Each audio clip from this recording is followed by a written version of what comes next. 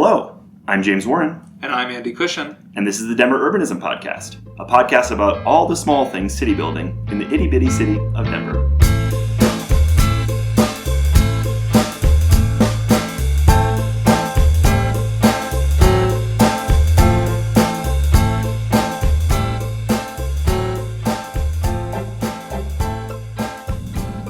Well, dear listener, we're back. And today we're joined by a special guest, Jason King. Jason is a senior associate architect at LOH Architects, or LOHA. LOHA is an award-winning architecture firm based out of LA, California, and Detroit, Michigan. Architecture buffs might recognize that they were named by Fast Company the most innovative architecture firm of 2025, and that they were included in an exhibition by Fort LA at the 2025 Venice Biennial. Since joining the firm in 2016, Jason has been recognized and celebrated for several projects, some of which we'll get into today.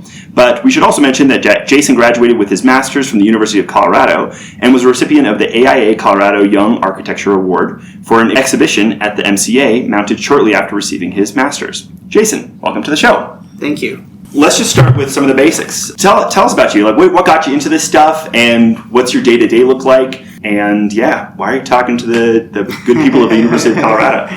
Yeah, my day-to-day is a life of architecture and mostly partnering with nonprofit developers on affordable housing projects around LA County. Lucky to be working in Denver as well in that space, but as well in Detroit, affordable housing and rehab projects on arts buildings. But every day I head into work and am pleased with the constituents that I work with on a daily basis, the partners that build community in Los Angeles and Detroit and shape our city and the agendas. Can you talk a little bit about that, the kind of confluence of community input and the work that you're doing? I think that a lot of people see community input as something that's primarily happening between the community itself and maybe the city or city council or something, but at an architecture firm, how does that kind of work? How would you describe that? Yeah, I would describe it as, working with partners like Holos Communities in Los Angeles, whose mission is to provide permanent housing for those that are unhoused in Los Angeles and actively work with constituents like the People Concerned that are on the streets of LA and getting people out of cars and out of alleyways and into apartments. Mm-hmm. So from individuals that we meet that exist in the neighborhood that we work in to them finding apartments and homes within our city. I think you're the first practicing architect we've had on the podcast actually yet. We talk about buildings a lot. I think maybe it'd be valuable just to mention as well, how early does an architect get involved in a project? At the very beginning. So there will be an empty lot and we will meet with a developer. They will ask us to put together a study that analyzes the number of units that a site can bear, look at the zoning constraints, put together essentially a summary of what's possible for an individual site. And then from there, we develop a design, like an idea that speaks to the site, the program, the community that it's a part of.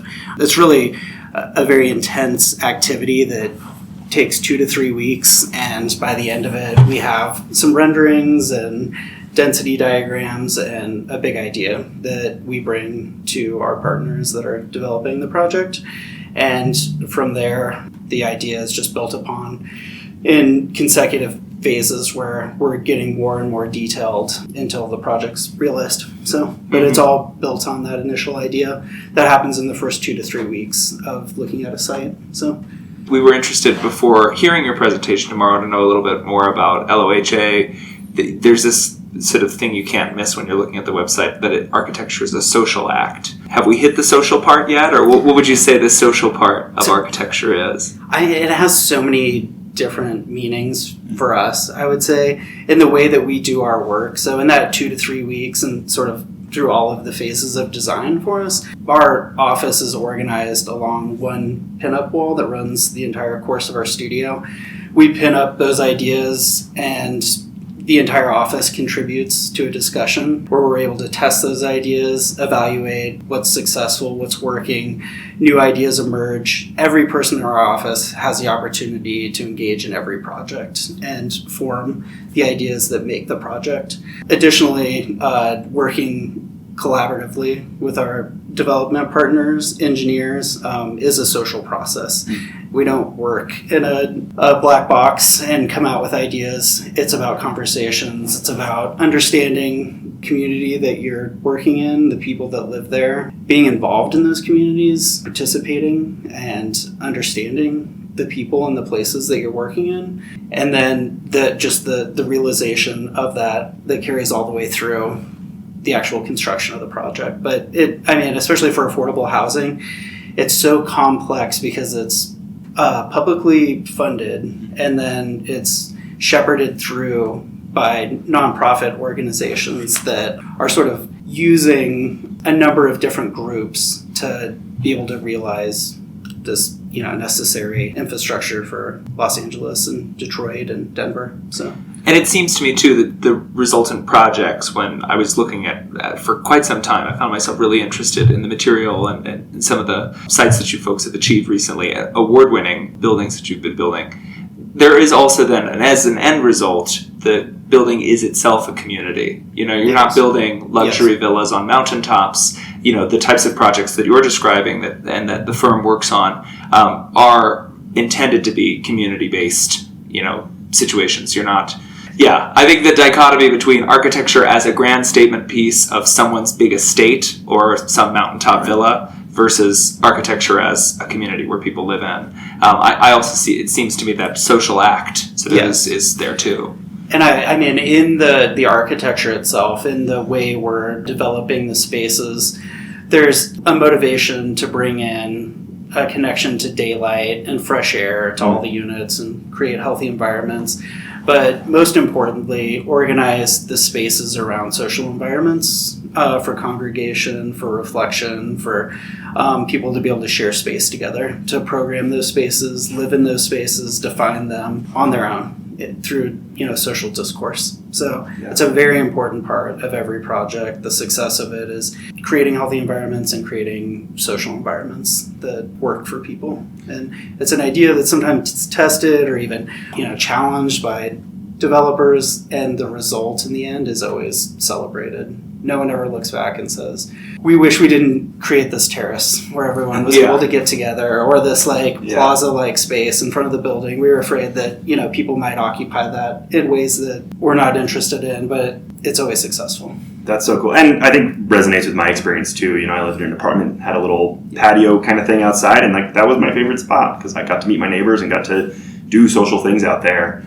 The apartment was not that special otherwise, but that was a really cool component of it. How typical would you say this approach is within your field? This kind of very community-oriented, community-focused approach to building? I would say, great variability there in terms of, how much it's motivating work. And I think a lot of architects practicing outside of Los Angeles, when we're presenting more broadly, we often hear things like, these wonderful outdoor spaces that you create are only possible in Los Angeles, and that the rest of the country has to live indoors, and it must be nice to be in such an amazing climate that affords you those opportunities. But it can happen in so many different forms, and I think our work in Detroit is very different than our work in Los Angeles, and is a proving ground for how you can think about climate and comfort and program and still achieve all the social objectives for a building that make it successful, that make it an urban, lively place that people are going to call home and enjoy and be celebrated. So. Yeah. It's funny. I sometimes hear that kind of thing here about constructing various parts of the urban form, like bike lanes or these outdoor spaces, and it's like, we're going to be indoors so much of the year, and it's like, for a city that prides itself on being outdoors whenever it can, we certainly pretend like we're not when it comes to sociability, right? It's only for skiing, or it's no, we can be outside all the time, and I'm sure there are other ways to incorporate that even into spaces that aren't necessarily exposed to the elements. I'm happy to say that, and I don't think I have to look this up to fact check it. In all 50 states, it's not toxic to stand outside. No, it's good for you. It's actually pretty nice. Plants grow there. I think people might grow in their way. getting to spend a little time outside. Plus the snowbirds. I mean, they're spending 6 months out of the year in the warm places. Then they come back, and they deserve to have nice places to come back to. It's warm here. It's true. I want to pivot a little bit, if we can, to tomorrow's talk is about like small-scale urbanism. Mm-hmm. And I guess just set that up for us. Kind of what do we talk about when we talk about small-scale urbanism? Yeah, I mean, I see that as an opportunity as embracing density, and I think the word small is it's contextual. It's a relative term. So when you think of small scale, it's small relative to what? So if we're in a single family neighborhood and we're developing a lot and we find an opportunity where we can sensitively create 10 units in a building among single family homes and embrace that level of density, that is the appropriate small scale urbanism for that site. In other contexts, it may be high rise and very dense projects that are the surrounding context. And taking one of the projects that I'll touch on tomorrow is our AKA West Hollywood, which is about the Sunset Strip, and basically taking what is a larger building, it's closer to 200 units, but splitting that in half and then orienting it in ways that embraces a smaller sort of contextual scale for that site relative to the surroundings and the houses on the hill that abut it and are adjacent to it, while embracing a very urban contextual condition of the Sunset Boulevard. So I think it takes so many different forms, and the direction that I'm pursuing tomorrow for that presentation is essentially each site and each project that I'm going to talk about addresses it in a unique way based on the residents that live there, the site, the location, and the program. So from student housing to supportive housing to, building on the Sunset Strip. How do all of those take a different approach to small-scale urbanism and speaking to the community and the individual sites that they exist on? But maybe then central to that, it seems to me, is starting from the basic supposition that we do need to work in existing urban environments, in existing urban neighborhoods. There are opportunity sites that we know, and we can think about the vacant lots near us in the neighborhoods where we live, where something more useful could go there, but not architecture as, let's look at this empty field, 30 miles out from the city center, and say, along this side we can have the strip mall, along this side we can have the townhouses. That is obviously architecture too, but that's not small scale urbanism, you wouldn't say. No, and that's not really a space that we work in. Mm. So, we work in cities, and, going back to the social space sort of topic, within the buildings we're generating forum and positioning program adjacencies around these congregation areas, but additionally we're thinking about the street space and the entry and creating plazas and spaces along those. So reappropriating private space for the public, that's pretty universal throughout our portfolio. And using urban ideas about visual connection to the street and transparency to create environments that are lively and used and loved, hopefully. Mm-hmm. So I can kind of picture what you're talking about here, which is like adding density in maybe community sensitive and appropriate ways. In my own experience, sometimes attending community meetings where people are talking about essentially projects that you're describing exactly, and which strike me as just, wow, this is a perfect application of kind of that quote unquote gentle density in this area. Sometimes the community groups I've been a part of are just vociferously against seemingly any kind of change. What is your approach, in those community conversations to kind of bring people into those decisions, even maybe some of these cantankerous people who don't want anything to do with a change in their neighborhood? How do you navigate those conversations and deliver on a really important public good? Yeah, I think we rely on our past experiences, past projects, design excellence, really standing by that. We are going to provide something that will be a good value for your community, and then thinking about providing density in respectful ways. So how are we terracing the building and thinking about scale in the direct context and stepping it in ways and that achieve these outdoor areas that can be shared and an asset for tenants while creating the density that we need to make our cities livable. Why would you say, in some ways, like the value of projects like that, taking a neighborhood where maybe it's a little underutilized and making it more useful? Like, what's the value to then the future residents in that community, or to the nonprofit that you're working with that's even trying to build anything in the first place? Like, because again, people that not in my backyard, the supposition is in someone else's backyard, be totally appropriate. Why is it important to really embrace small-scale urbanism as opposed to just accepting, they can build it somewhere 30 miles away? I mean, we need to, as leaders in our communities, we need to be making those changes.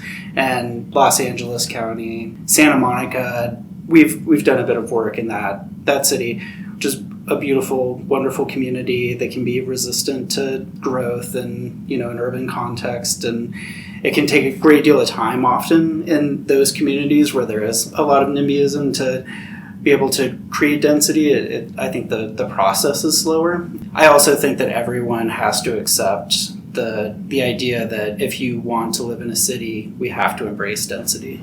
There's a lot of places you can live that are suburban and rural, and you can have all of the space that you would like and enjoy that life. If you're living in a city, this is the context. We live together. It's a social environment. It's like the definition. That is what a city is. Yeah. So I often think, and I think we talk a lot about kind of like the policy implications of various things, and I do want to talk a little bit about kind of policy and architecture coming together. But like architecture as a discipline advancing housing density, affordability is not something I've really thought a lot about. And I suppose outside of just like, we're deciding to put 5 units here instead of 1, how would you say like architecture specifically as a discipline advances, more housing and affordability? Like what role does it play versus maybe some of these other actors like policymakers and such? We're working with the tools that the policymakers give us, honestly. Yeah. So I think specifically in Los Angeles, we have a site not far from our office that, is in a commercial corridor. It's set along a commercial corridor. There's an opportunity for density, but it also abuts some residential area where there's more sensitivity. In that site, if you were to develop it by right in Los Angeles, it would bear 4 units. Okay. As an affordable housing site, we're able to do 7 stories and 80 units. So the policy makes it possible. Wow. We work with the tools that are given to us. The developers are able to combat the housing crisis because of the policy existing and because of political leadership making it possible. Removing requirements for parking. We used to do 3 levels of underground parking on apartment buildings in Los Angeles. It was insane. And it's so expensive. It's terrible for the planet. We're not parking most of our buildings now. Cool. It's a huge change. We're very rarely going subterranean. So, and I just want to repeat something I heard back. A private developer could do 4 units. 4 units on a lot, and you as an affordable developer can do 7 stories, 80 units. That's holy smokes! That is an incredible policy. Yeah. The city of Los Angeles, has incredible leadership making that possible, and it wouldn't be possible to really, make advancements towards the housing crisis without that type of policy. Yeah. To James's question about policy, we've seen a lot of policy innovation, I think, in the last 10 years. I mean, it's a completely different circumstance now in terms of what policymakers will go out and talk about. They want to take, credit for helping to create more housing in their communities. In the state of Colorado, you hear the governor talking about it all the time. Yeah. The city council people talk about it all the time. What would you say some of like the kind of parking, it sounds like parking reform, what would you say some of the key policy reforms have been? I mean, density. Denver enjoys a form-based code that sort of describes the envelope that you can build within. And Los Angeles, we're limited by area ratios and density. So really like a site area and a zoning designation for it. You can only do a certain number of units based on your site area for any given site in the city of Los Angeles. Taking that and applying statewide policy that allows, if you're doing 100% affordable housing, allows you to go far greater. So it can be 4 times the density or more, pending. There's so many different formulas. It's very complex in terms of like how state and local incentives can be applied to any given site in Los Angeles and how that density can be increased. At the state level, it's very exciting because you can basically universally apply this density to any given site. You can do away with parking requirements. If you're within a quarter mile of mass transportation in the state of California, forget about parking. So it's and they're extending some of those boundaries. The interpretation of what is a major transit line, that's also becoming more broad, which is just, it makes it possible to build housing. So as we're going on sites where there have been, abandoned buildings or vacant lots, and we're coming out of the ground with 50 units where there once was a gas station, and it's been, abandoned. And often, honestly, on our supportive housing sites, there's people already occupying the site. So we're just turning it into legitimate housing. And with supportive housing, when the people are moving in to those units on move-in day, and you see people, coming out of their cars and into their homes, it's as fulfilling as experience an architect can have, in my opinion. So that's phenomenal. Yeah, I hear you talking about basically just saying, by right, you can build more on a lot, and I think that, of course, I think it's phenomenal that we have even more expansive allowances for affordable housing developers. That's really cool. I hope that we can adopt something similar here in the state of Colorado. I know we have certain things already, but we passed the single stair reform this year, which was very exciting, where we implemented it here in Denver. We got rid of our parking requirements. Those two specifically do feel like very in line with this kind of idea of small-scale urbanism, allowing more and more creative types of that housing to be built. Are there other kind of policy tweaks like that you think LA has done, Detroit has done, or you've seen around the country that are worthy of implementing? Yeah, I think in Los Angeles, I think Detroit is really, interestingly, developing in different ways by neighborhood. And so there's sort of unique evolution happening in different neighborhoods throughout in different ways. And it's really kind of grassroots from the individuals that live there, making it what it is. And then stakeholders coming in that have been part of the history of those communities and really pushing that as an agenda. In LA, I would say it's so broad. It just feels, like an endless grid. So the implementation of real mass transportation. So there's been a lot of effort that has gone into rail lines. We have an underground subway that's legitimized and actually operating, going through K-Town. Feels like it's part of downtown LA now, which is amazing. Awesome. And then, you can take the train to the airport, LAX, for the first time. And they're making it so you can't park there. Which, if you wanted to park there, it was highly convenient to go park and get right on your plane as you would have in the 1960s in Los Angeles for the first time. They are asking you to take the train now or make a reservation if you'd like to park at the airport. So I think the way we live, embracing, urbanism and that way of life is what makes it work. It makes everyone a part of it, becoming an active partner in it being realized and actually function for cities. So. And that kind of set of beliefs that you're starting to describe there as well, about wanting the city to change, wanting to have more housing in the city, wanting to really use the transit, wanting to upzone, all of that. It sounds like you're working with a lot of different groups. There's the residents of the project, there's the nonprofits themselves, and then there's other policymakers who I'm sure you have to interface with, sometimes on behalf of the client, sometimes just, and yourself.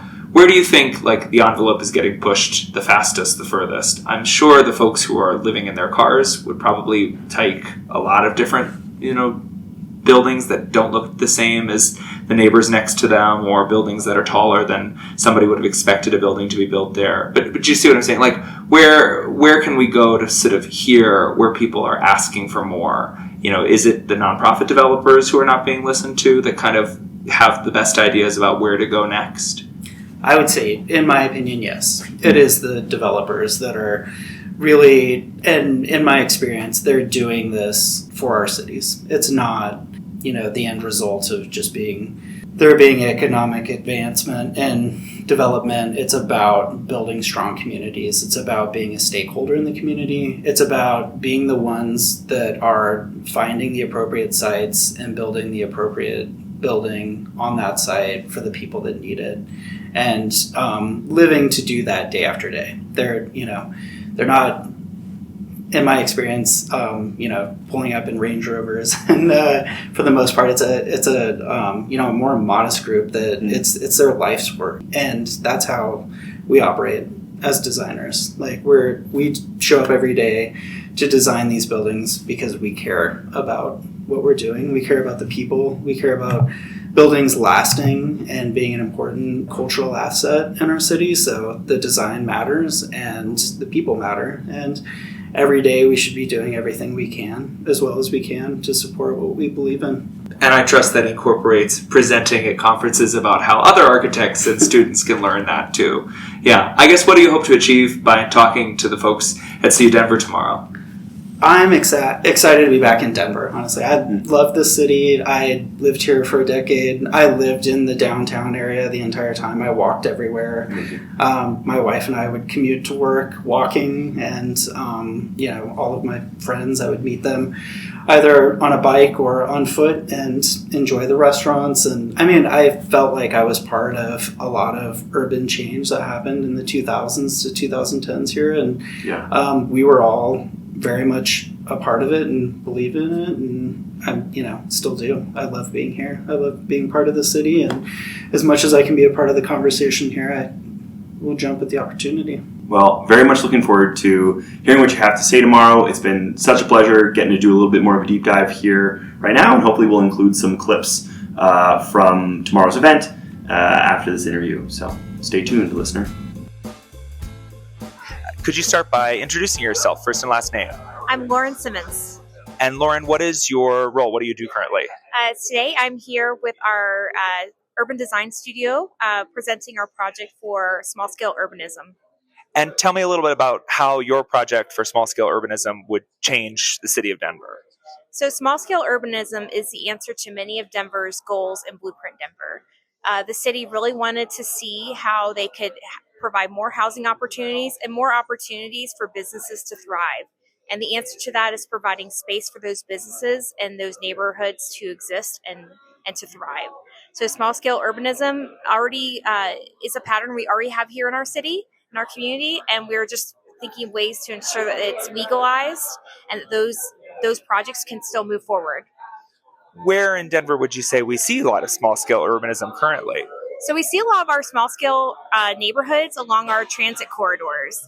This project really focused on the bus rapid transit corridors, Colfax and Colorado and Federal, and we looked at those areas to see the existing patterns. They're old streetcar suburbs, and we were looking at those patterns to see how we could incorporate those patterns into new development.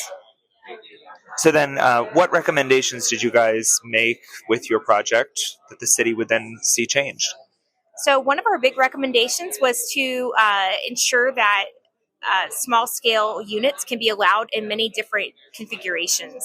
So we looked at ways you could incorporate additional units into house scale or what would be traditionally a single-family footprint, and looking at ways to incorporate more units on those properties and in those neighborhoods. Because really what we're seeing now is large-scale infill coming in, and it looks very out of scale with the 1 to 2 story neighborhoods. We're seeing 3-story infill with rooftop decks in the neighborhoods in particular. And on the corridors, we're really seeing a lot of large-scale apartment buildings in place of these smaller neighborhood centers and neighborhood commercial centers. So allowing those smaller scale buildings to exist provides more opportunities for neighborhoods in Denver to thrive. Thank you for talking about your project with us. Thank you so much. Okay, let's start with your name, first and last name. My name is Christina Higgins. And what do you do? I'm a student, and I'm studying urban and regional planning and urban design. So talk a little bit about how your project would seek to change small-scale urbanism in Denver. Yeah, so we're really looking at how my team looked at the corridor side of things. So we're looking at how do we incentivize large scale buildings to break up their massing a little bit more, make it more pedestrian friendly, and then how do we lift up small scale developers for opportunities for infill and smaller developments along the corridor. What did you learn during your project that really surprised you? I think what surprised me most was the impact of like different regulations and regulatory strategies. There's such a fine line between over-regulating and kind of over-regulating to the point of keeping people from being able to do interesting things, but also having to kind of strike a balance where you're getting the results that you're kind of looking for. And where do you think, if your recommendations were implemented, you would see a big change in Denver? Like what corners of the city, what neighborhoods, what types of streets? Yeah, I would say like the BRT corridors would be most impacted, places where there's likely going to be a lot of people moving through. So thinking like Colfax, Colorado, those, yeah. Thank you very much for talking to us. Thanks for listening. The Denver Urbanism Podcast is a production of longtime blog Denver Urbanism and sister blog Denver Infill. We look forward to hearing what you think about the episode online at denverurbanism.com.